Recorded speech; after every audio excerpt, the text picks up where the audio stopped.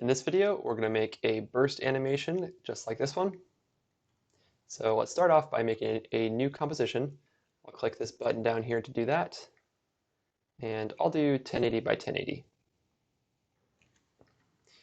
Okay, so I'll go ahead and use the pen tool right here and just draw a line on my screen. And I want to make sure that line has a stroke, so you can click Add Stroke if yours does not, and turn this number up. I'll probably end up at about 5 pixel width, but for now I'll start really high just so that you can see it really clearly. Okay, now I will add a trim path. So in this top bar here, there's a little arrow. Click that and click Trim Paths.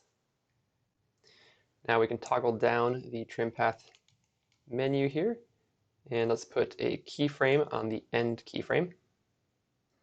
And I'll move that keyframe down maybe about a second. Now what I can do is change this percentage down to 0. So to review what we just did, we placed the keyframe, moved it, turned the percentage down to 0, and the result looks like this.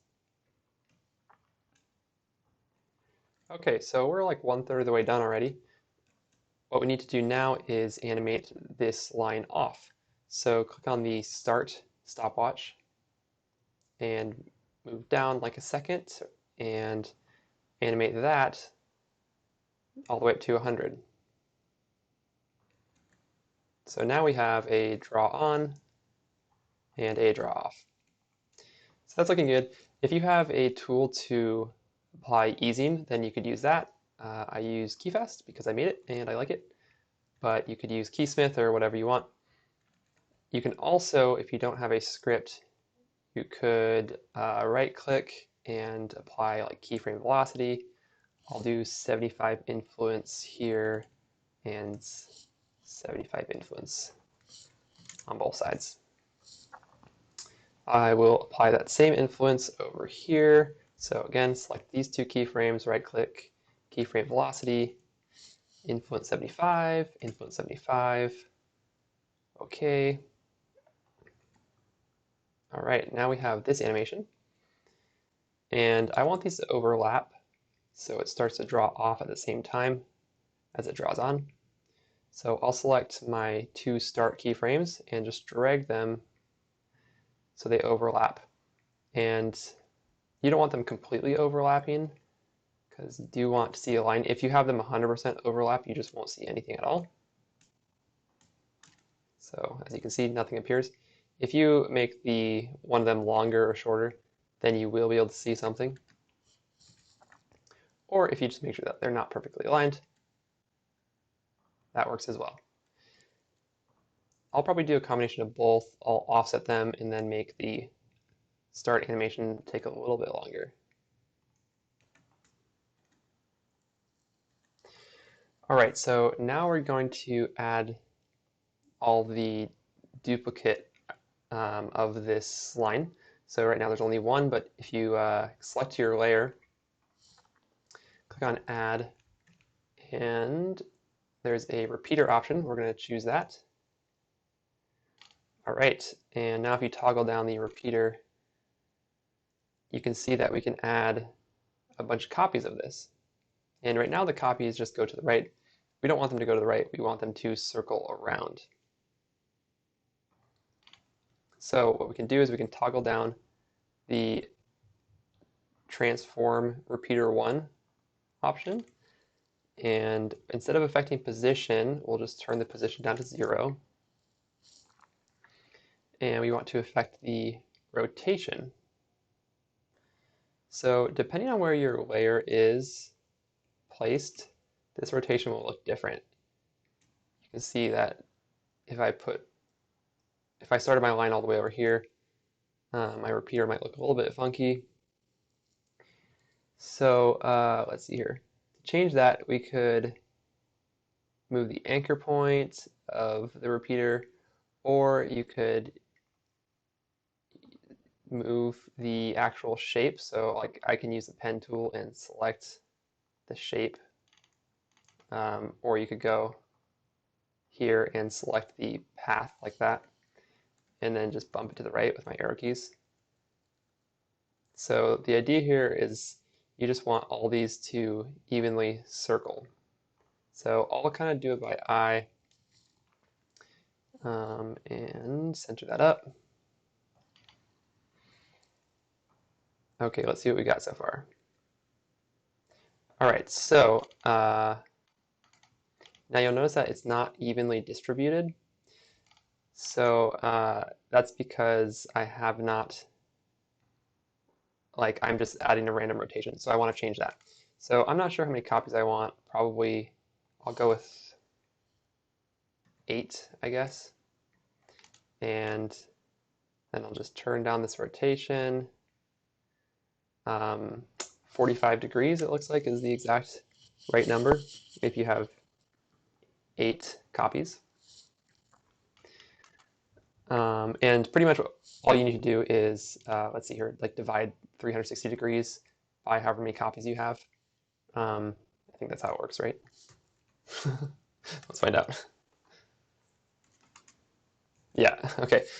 So just divide however many copies you have by, 360. So in this case, I have 8 copies.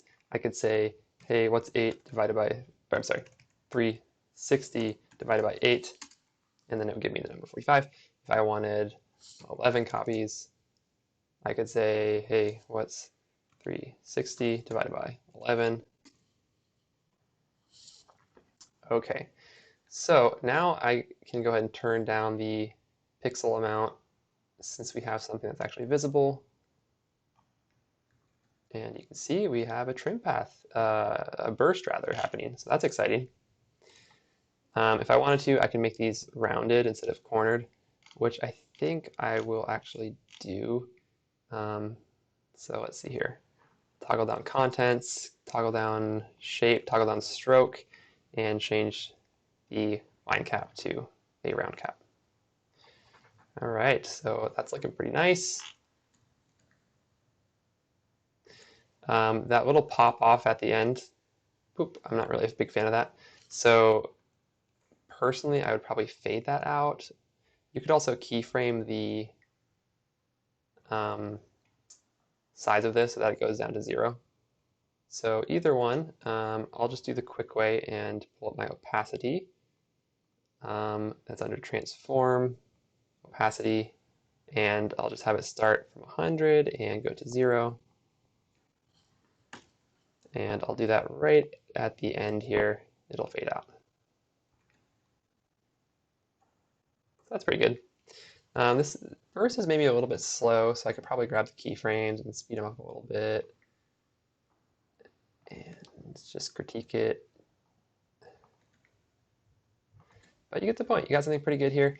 I would probably also just fade in this little blip at the beginning. So then let's go ahead and start the keyframe opacity at 0, move down like a few frames, and then put it to 100.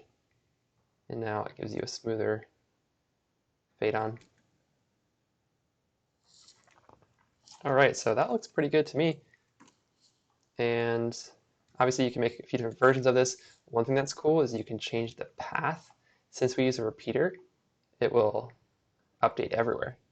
So you can make this super long and really zigzaggy and whatever you want.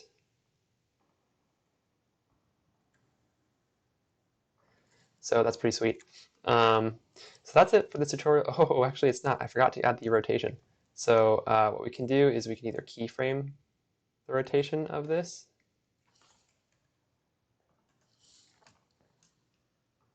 and just give it a spin. And let's make sure that this anchor point is centered. All right, so centered at the center point of this burst. So somewhere around there, pretty close. All right, so that's maybe a little bit fast. I could slow down this rotation a little bit, speed it up. But yeah, that's pretty much it. The other thing I want to do is shout out my new tool, which is called Burstbox, and Burstbox makes these kind of animations for you. It's available on aescripts.com. If you search Burstbox, it has currently 30 different burst animations, all of which are really easy to customize, and some pretty cool ones in here as well. Like my favorite ones are probably these, not this one, but these fireworks right here. And Burstbox also has other features. For example, it comes with a bunch of preset color palettes, and you can cycle through them really easily. And you can also very easily customize those color palettes, and it will update across all of your burst animations. So that's it for this video. Let me know if you found it helpful. Thanks.